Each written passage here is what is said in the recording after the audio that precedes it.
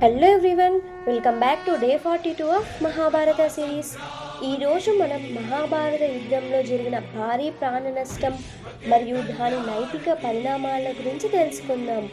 ఈ యుద్ధం కేవలం రెండు కుటుంబాల మధ్య జరిగిన పోరాటం మాత్రమే కాదు, ఇది మానవ జీవితాల విలువ మరియు యుద్ధం యొక్క నిరర్థకత గురించి లోతైన ప్రశ్నలను లేవనెత్తింది.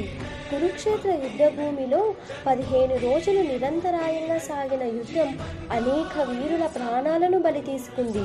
యుద్ధం ప్రారంభమైనప్పుడు రెండు పక్షాలలో కలిపి 40 లక్షలకు సైనికులు ఉండగా, యుద్ధం ముగిసేసరికి కేవలం 10 మంది మాత్రమే మిగిలారు.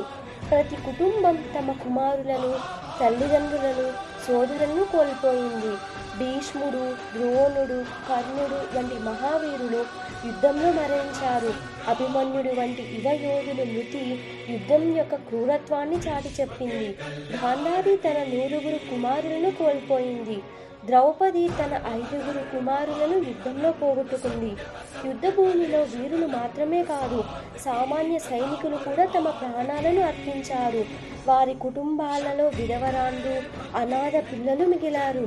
యుద్ధం ముగిసిన తర్వాత మిగిలింది కన్నీటి కడలి, విచారం మరియు శూన్యం మాత్రమే. ఈ మహావిధ్వంసం చూసిన యుధిష్ఠిరుడు ఈ విజయం వల్ల ప్రయోజనం ఏముంది అని ప్రశ్నించాడు. ఈ యుద్ధం ధర్మయుద్ధం కోసం జరిగినప్పటికీ దాని పరిణామాలు అందరినీ కలిసివేశాయి. శ్రీకృష్ణుడు కూడా యుద్ధం తప్పనిసరి అయినప్పటికీ దాని విధ్వంసక స్వభావాన్ని గుర్తించాడు. కురుక్షేత్ర యుద్ధం మానవ చరిత్రలో అతిపెద్ద విషాదాంతాలలో ఒకటి.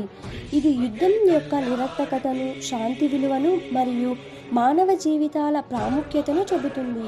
ఈ యుద్ధం నుండి మనం నేర్చుకోవాల్సిన ముఖ్యమైన విషయాలు ఏంటి అంటే, విజయం ఎంత గొప్పదైనా యుద్ధం వల్ల కలిగే నష్టం దానికంటే ఎక్కువ. ధర్మం కోసం పోరాటం అవసరం అయినప్పటికీ శాంతియుత మార్గాలను వెతకడం ఎల్లప్పుడూ మొదటి ఎంపికే కావాలి. Thank you each and everyone. Do follow and subscribe for more.